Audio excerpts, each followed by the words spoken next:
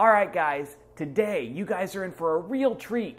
I'm going to take the Hillbilly Hot Tub and bring it into the space age with the use of thermoelectric coolers.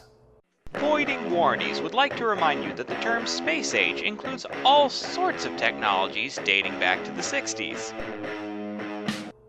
The Hillbilly Hot Tub was originally a wonderful success and a horrible failure altogether. It was a success in the fact that it holds water, it's at least somewhat insulated, and it's a hot tub. It's a failure in that heating the water is a pain in the butt, transferring water to the stove and back, and if I was to use electric, it would be really expensive. I thought of other options like a fire with a heat exchanger, or even putting tubes on the roof and using solar power to heat it. But none of it really made a whole lot of sense or worked really well, at least not in my head. The solar on the roof probably would have worked great, but I want to go a different route. This is why I got thermoelectric coolers. Over here I have 8 thermoelectric coolers. Now, they're made with silicon chips, and they're basically just mini electric heat pumps. They pump heat from the hot side to the cold side. Wait, no, that would be wrong. They pump heat from the cold side to the hot side. And they do it with no moving parts. They're really, really reliable unless you put them to extreme temperatures. And they're not very efficient at their nameplate data.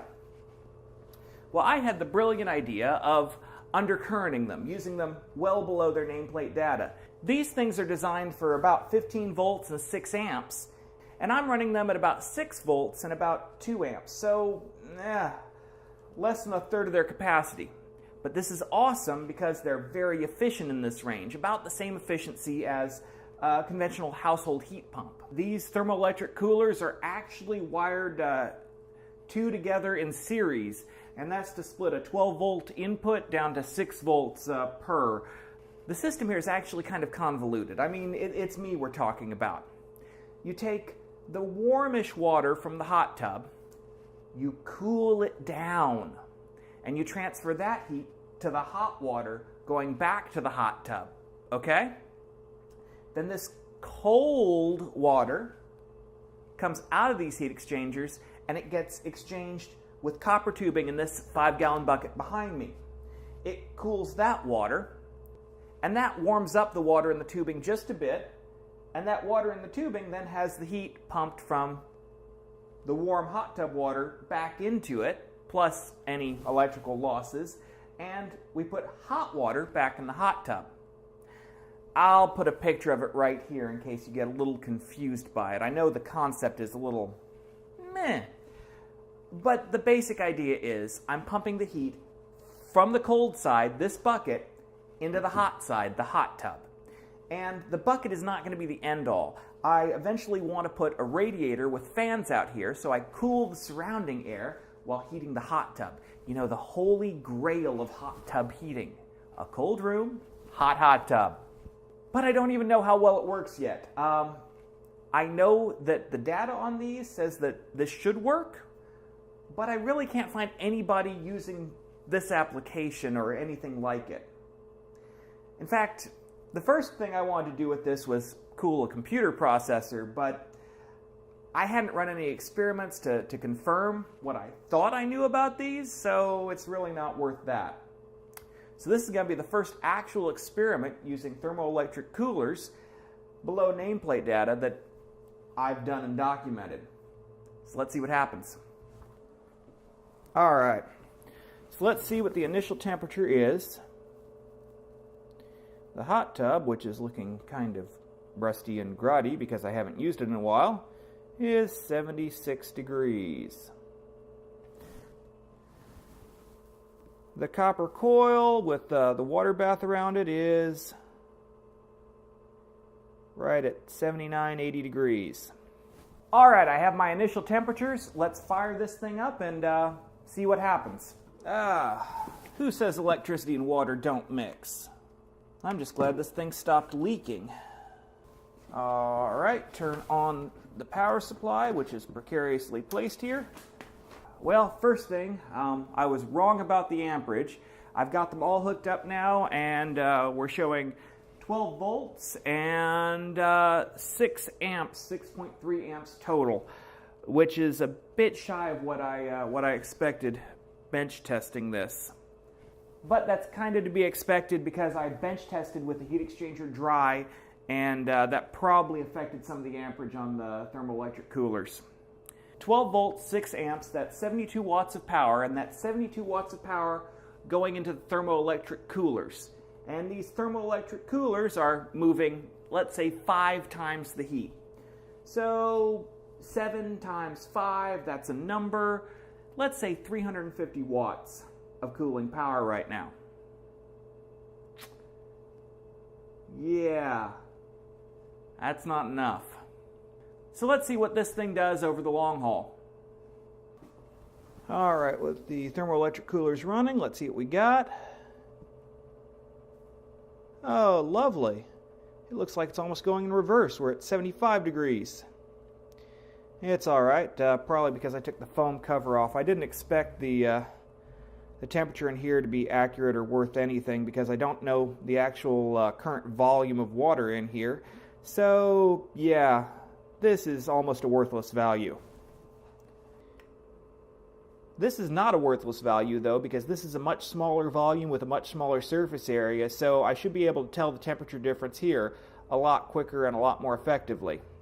So let's just focus on how many BTU of heat I transfer out of this bucket, and then I can try and calculate the actual efficiency.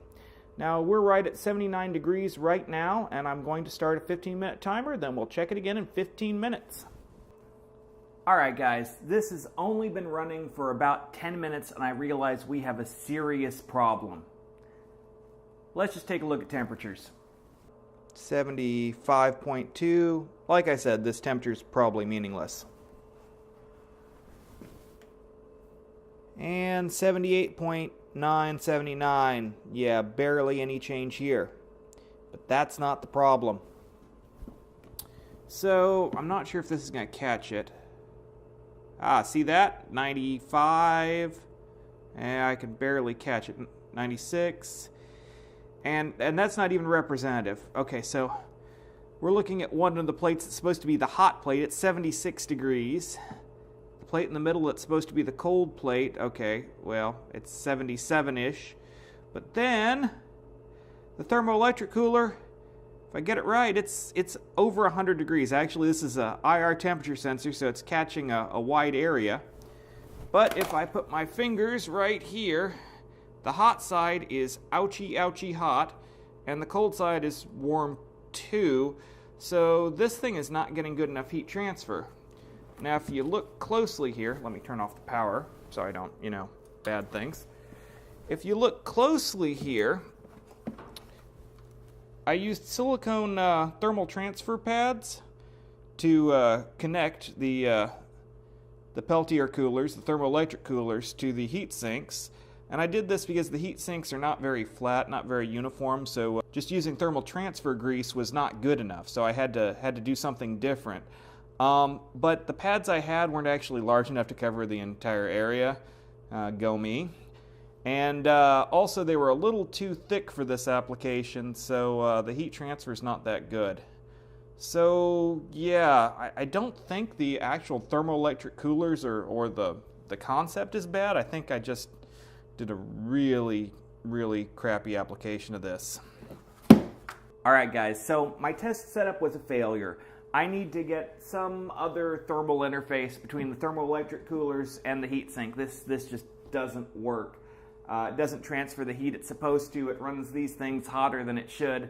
I mean, ideally, they should just be at the same temperature as the water blocks that I have here. I shouldn't have them going up to 100 degrees when I have, 75 degree water in here. That's just silly. So I'm going to go back to the drawing board, order some more thermal pads, this time the right size and the right thickness. And we're going to try this again in a week. But this is all part of the process of experimenting and trial and error, and it happens. So, if you guys have liked this video, click like. If you want to see more like it, click subscribe. And remember, keep on voiding warranties.